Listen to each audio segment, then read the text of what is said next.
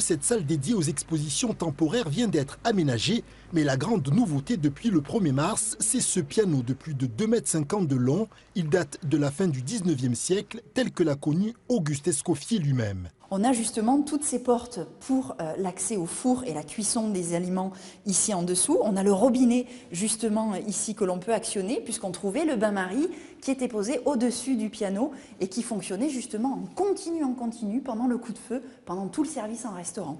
Et ensuite on avait l'organisation de la cuisson au-dessus et on pouvait déplacer les plats. Plus on était au centre et plus la chaleur était intense et vive et plus on les déplaçait ensuite, que ce soit sur la gauche ou sur la droite, et on obtenait une température bien plus douce pour faire mijoter par exemple.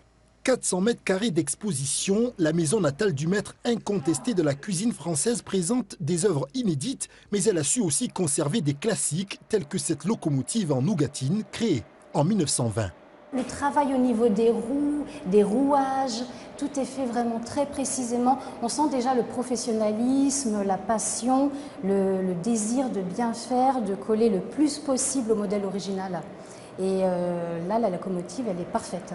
1966-2016, l'unique musée consacré à l'art culinaire en France fête dans quelques jours ses 50 ans. Désormais, tous les premiers dimanches du mois, l'entrée est gratuite pour tous.